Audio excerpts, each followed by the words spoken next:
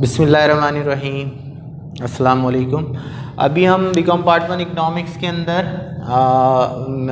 Method of measuring elasticity of demand discuss कर रहे थे। इसके अंदर हम क्या डिस्कस कर रहे थे? Total expenditure method. ठीक है, जो टोटल एक्सपेंडिचर मेथड है इसके अंदर इसको हम टोटल आउटले मेथड भी कहते हैं या टोटल रेवेन्यू। तो जब इसके अंदर हम कैलकुलेट कर रहे होते हैं कि ये लेस इलास्टिक है, इलास्टिक है, यूनिटरी इलास्टिक है, तो इसके अंदर हमें मेजर फोकस जो है वो करना होता है रेवेन्यू देखकर या एक्सपेंडिचर देखकर। सही है। अगर हम प्राइस लेते हैं 10 और हमने क्वांटिटी डिमांड ली 500, ठीक है, तो इसका टोटल रेवेन्यू कितना हो गया? प्राइस मल्टीप्लाई बाय 100, 5000 में बी, आई एम नॉट श्योर। 500 को अगर मैं मल्टीप्लाई करूं 10 से तो ये 5000 हो जाएगा। ठीक है, ये किस तरह से आया? 10 इंटू 500 से। फिर हमने बोला कि अब हम प्राइस को कम कर देते हैं, प्राइस को हम 8 कर देते हैं। प्राइस कम हो गई तो इसकी क्वांटिटी डिमांडेड बढ़ गई। इसको मैं मल्टीप्लाई करूं 8 इंटू 800 तो ये हो गई 6400। ठीक है, ये 6400 हो गई। ये किस तरह से हुआ कि 8 इंटू 800 से टोटल रेवेन्यू बढ़ गया। अगर टोटल रेवेन्यू पहले से बढ़ जाए तो इसका मतलब है कि ये इलास्टिक है, इसकी डिमांड क्या है? इलास्टिक है। इसको रेवेन्यू को देखकर हम कहेंगे, क्योंकि ये पीडी ग्रेटर देन 1 है। पीडी क्या है?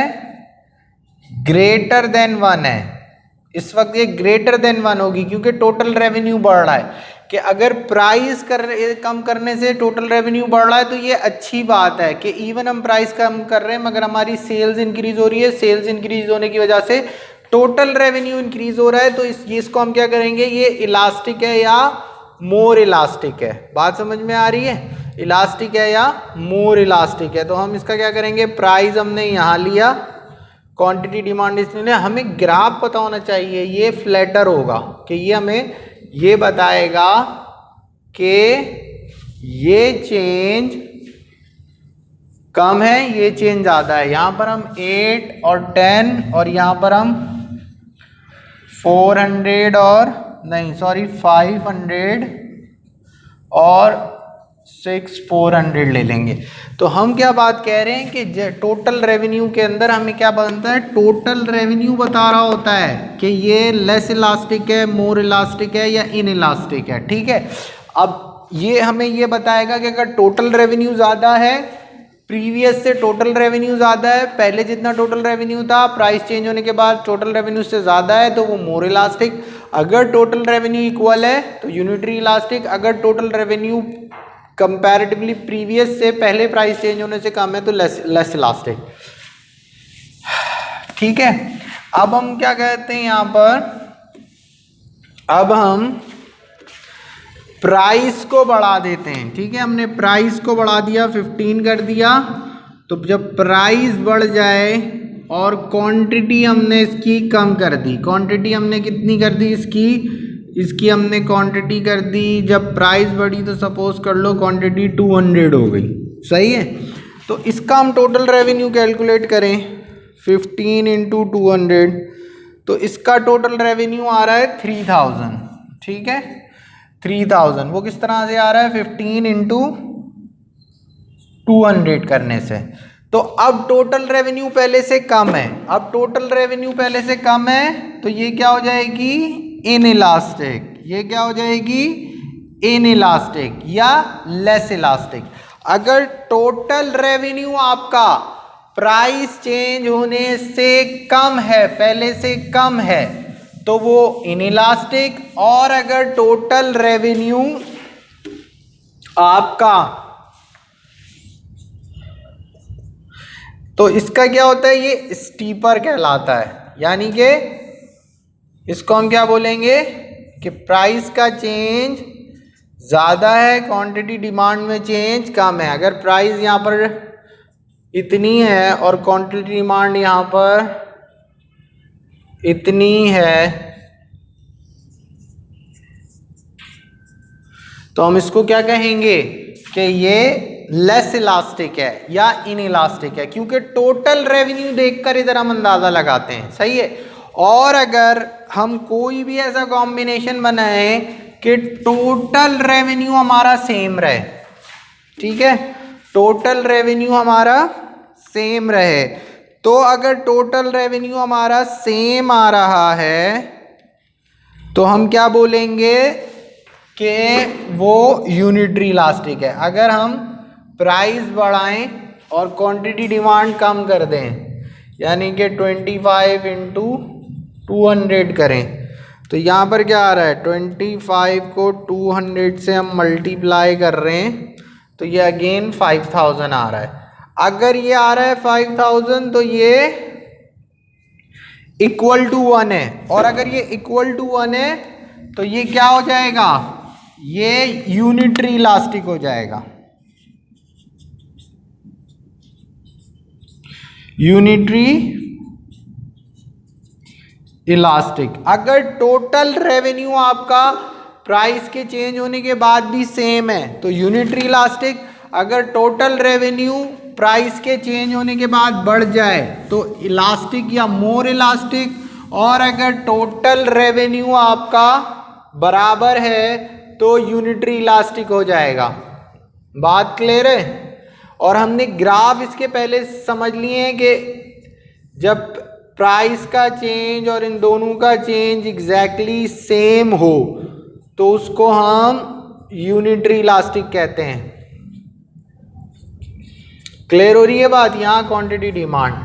तो टोटल एक्सपेंडिचर मेथड में टोटल रेवेन्यू इंपॉर्टेंट है।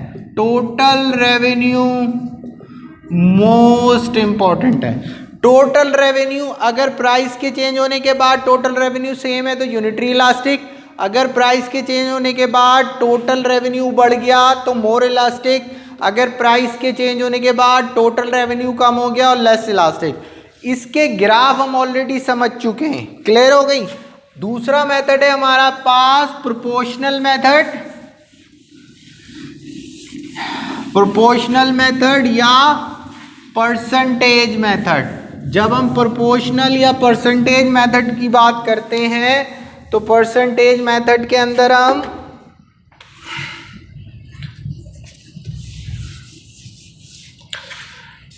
सेकंड मेथड हमारे पास क्या है, परसेंटेज मेथड। ठीक है। परसेंटेज मेथड को प्रोपोर्शनल मेथड भी बोलते हैं। प्रोपोर्शनल मेथड इसके अंदर बेसिकली हम इलास्टिसिटी ऑफ डिमांड को पीईडी को कैलकुलेट कर रहे होते हैं। किससे? Percentage change in quantity divide by percentage change in price. और ये परसेंटेज हम कैसे चेंज करते हैं? इस परसेंटेज चेंज करने का फॉर्मूला वही है, old minus nu divided by average price, average quantity. ठीक है। इसी तरह हम यहां करेंगे, old price minus new price divided by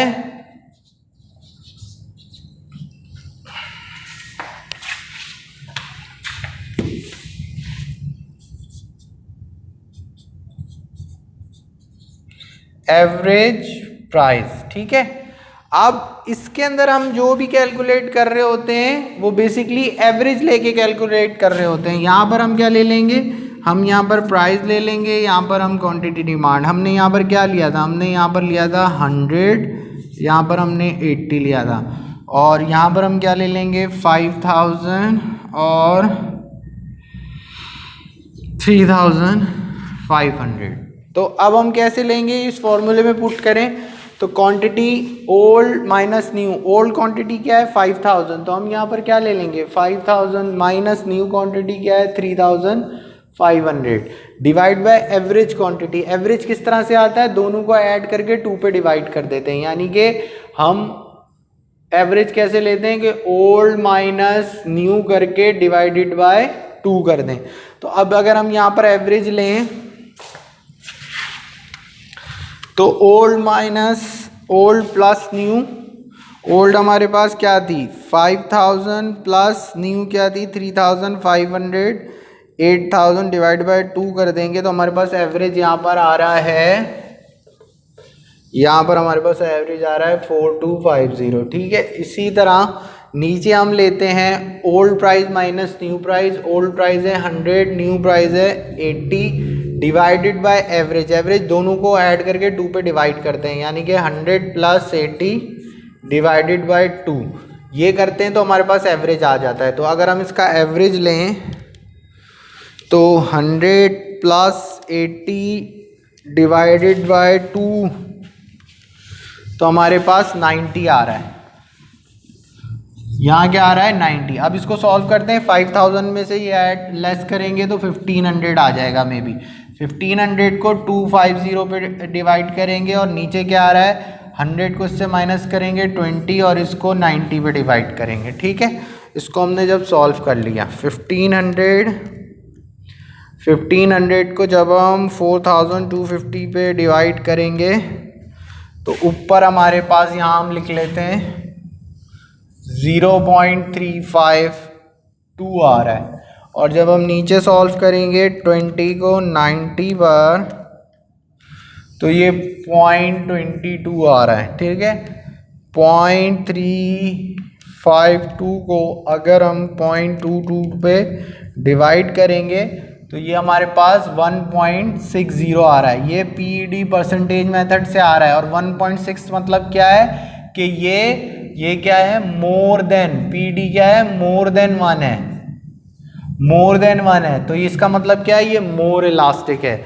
तो परसेंटेज मेथड के अंदर हमारा फॉर्मूला सिंपल क्या होता है, एवरेज लेते हैं, एवरेज लेने के बाद हम उसको, और मोर का आपको पता है ग्राफ कैसे बनता है, हमने बहुत दफ़ा बनाया है, फ्लैटर होता है। आपको कर्व पता होना चाहिए, ग्राफ आपका खुद ही सही बन जाएगा।